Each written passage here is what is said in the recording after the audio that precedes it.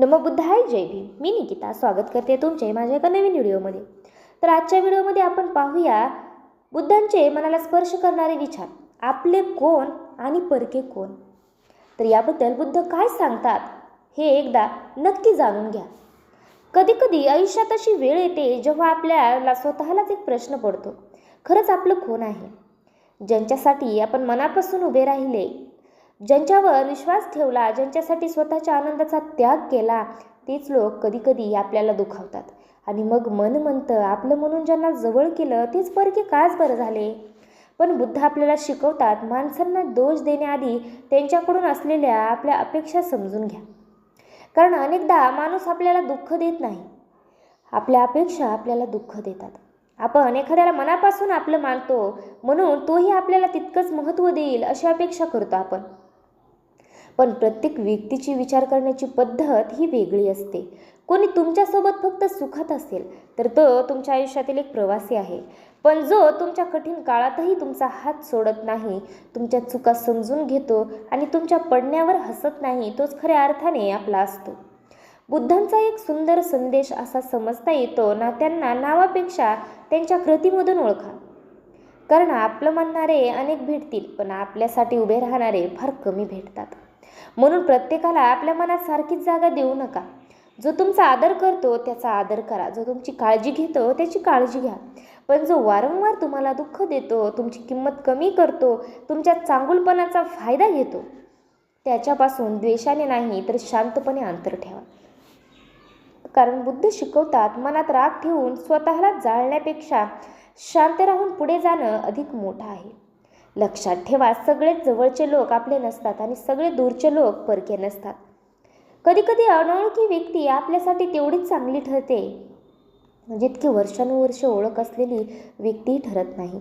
म्हणून कोण तुमचं पहा, बुद्ध काय सांगतात, सगळेच जवळचे लोक आपले नसतात आणि सगळेच दूरचे लोक परके नसतात. म्हणून अनोळखी व्यक्तीही कधी कधी आपल्यासाठी तेवढीच चांगली होते जितकी वर्षानुवर्ष ओळख असलेली व्यक्तीही ठरत नाही. म्हणून कोण तुमचं आहे हे त्याच्या शब्दावरून ठरवू नका, ते त्याच्या वागण्यावरून ठरवा, असं बुद्ध सांगतात. तुमच्या आनंदात कोण हसतं, तुमच्या दुःखात कोण शांतपणे तुमच्यासोबत उभं राहतं, तुमच्या अनुपस्थितीत कोण तुमच्याबद्दल चांगलं बोलतं, यातूनच नाती ओळखता येतात. आणि एक गोष्ट कायम लक्षात ठेवा, जगात सर्वात आधी स्वतःला समजून घ्या. कारण प्रत्येक वेळी कुणीतरी तुमच्यासोबत असेलच असं नाही. कधी मित्र दूर जातील, कधी नाती बदलतील, कधी आपलेच लोक परके होतील, पण त्या प्रत्येक प्रसंगातून तुम्हाला स्वतःची ओळख निर्माण करायची आहे आणि तुमची ओळख त्याच प्रसंगातून स्पष्ट होईल. म्हणून कोणीतरी सोडलं म्हणून स्वतःला कमी समजू नका. कदाचित त्या व्यक्तीचं तुमच्या आयुष्यातील काम तेवढंच होतं. काही लोक आपल्याला आनंद देण्यासाठी येतात, काही लोक आपल्याला शिकवण्यासाठी येतात आणि काही लोक आपल्याला स्वतःची किंमत समजावून देण्यासाठी येतात. म्हणून जे गेले त्यांच्या मागे आयुष्यभर धावू नका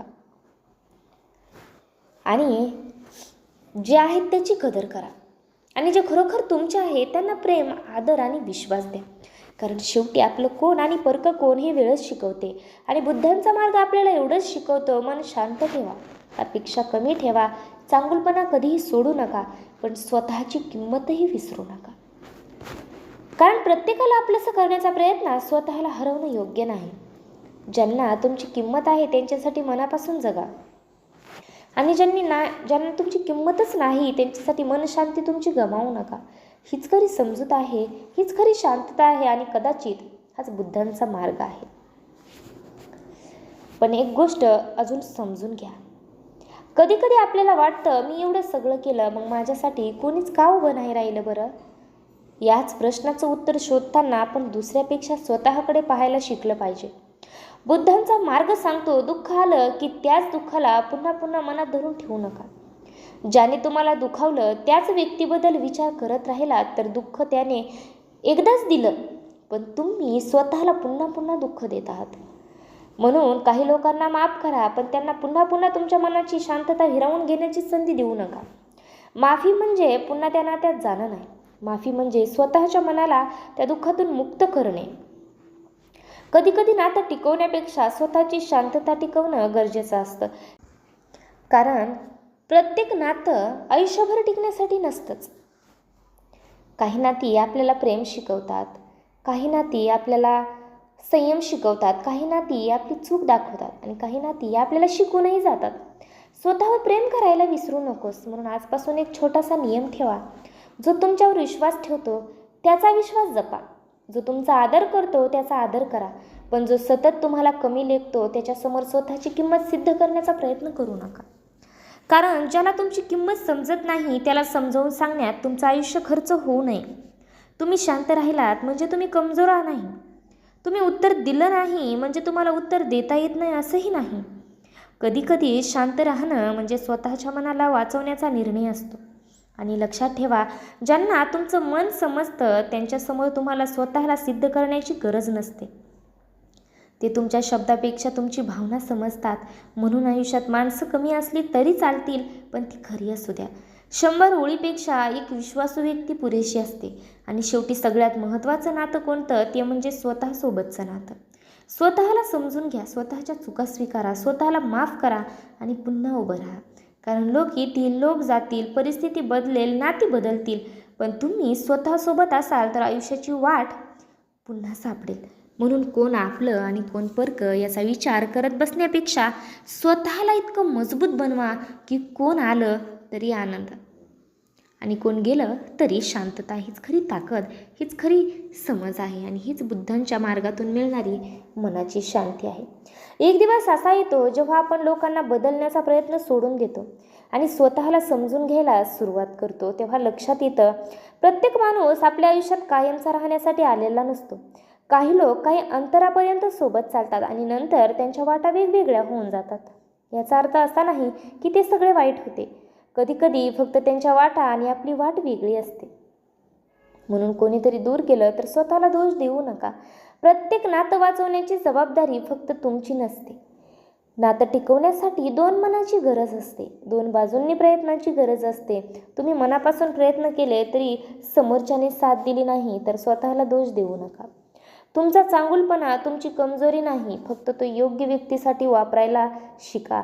बुद्धांचा मार्ग आपल्याला आसक्ती कमी करायला शिकवतो. म्हणजे प्रेम करू नका असं नाही, तर प्रेम करा पण स्वतःला विसरून नाही. नाती जपा पण स्वतःची शांतता गमावून नाही. लोकांवर विश्वास ठेवा पण प्रत्येक गोष्ट त्यांच्या हातात देऊ नका. कारण आयुष्याचा खरा आनंद सगळ्यांना खुश करण्यात नाही तर स्वतःच्या मनात शांतता निर्माण करण्यात आहे. आज जर तुमच्या आयुष्यात कोणी तुमच्यासोबत नसेल तर उदास होऊ नका.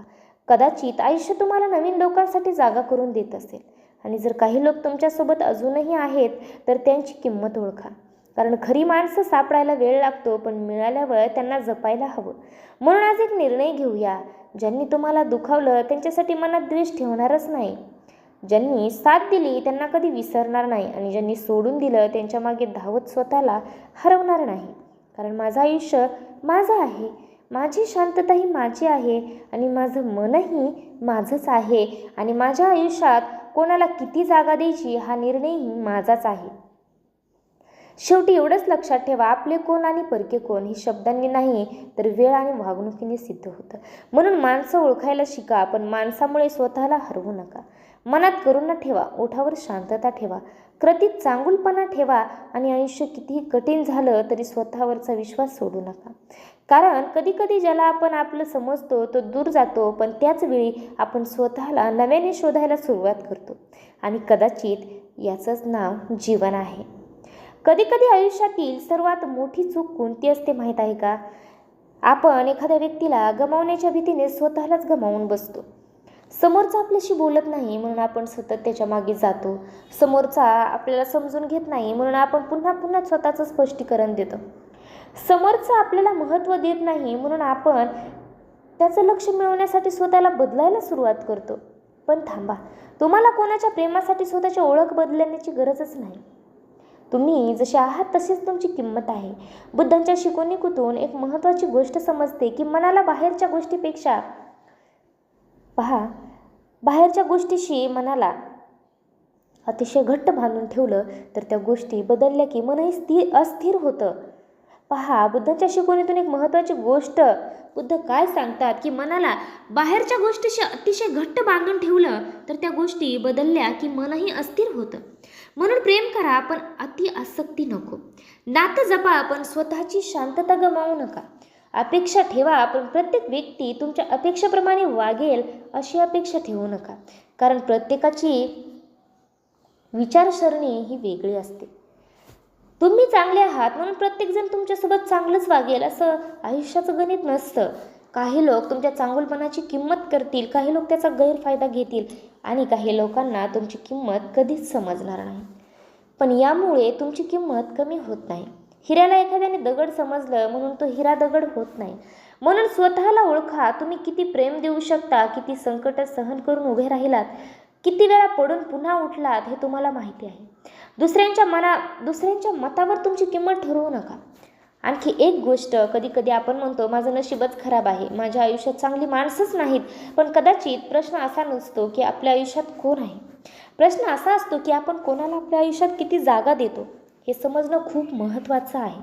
प्रत्येक ओळखीच्या व्यक्तीला मनाच्या अगदी जवळ घेण्याची गरज नाही. काही लोकांशी फक्त ओळख पुरेशी असते. काही लोक मित्र असतात, काही लोक कुटुंबासारखे असतात आणि काही लोक फक्त आपल्याला एक धडा शिकवून जातात. प्रत्येकाला योग्य जागा दिली की मनावरचं ओझं कमी होत जातं. पहा, प्रत्येकाला योग्य जागा दिली की मनावरचं ओझं कमी होत जातं. म्हणून आजपासून लोकांना त्यांच्या कृतीवरून ओळखा. गोड बोलणाऱ्यापेक्षा गरजेच्या वेळी शांतपणे साथ देणाऱ्याला महत्त्व द्या. तुमच्या यशात आनंद मानणाऱ्याला जपा. तुमच्या अपयशात तुम्हाला कमी न लेखणाऱ्याला जपा आणि तुमच्या चुका दाखवताना तुमचा अपमान न करणाऱ्या व्यक्तीची किंमत ओळखा. कारण अशी माणसं आयुष्यात सहज मिळत नाहीत.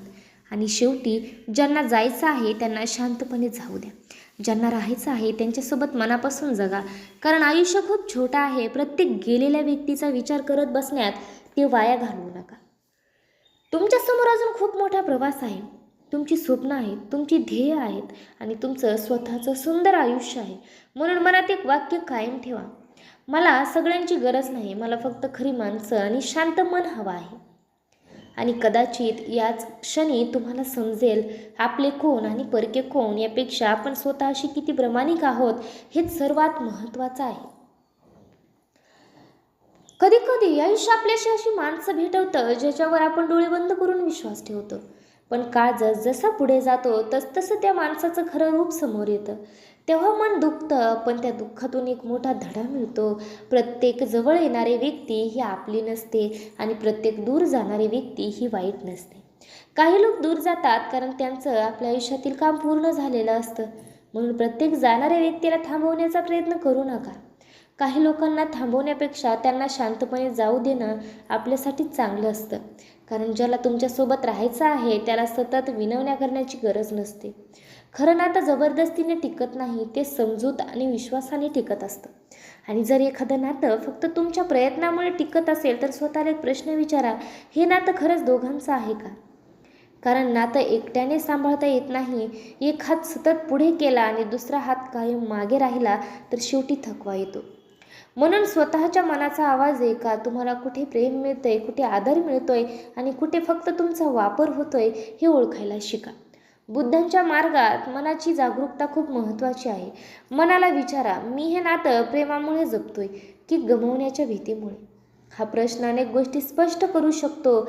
जर प्रेम असेल तर त्यात शांतता असेल, जर फक्त भीती असेल तर त्यात अस्वस्थता असेल आणि जिथे सतत भीती, अपमान आणि अस्वस्थता असेल तिथे थोडं मागे हटणंही आवश्यक असतं.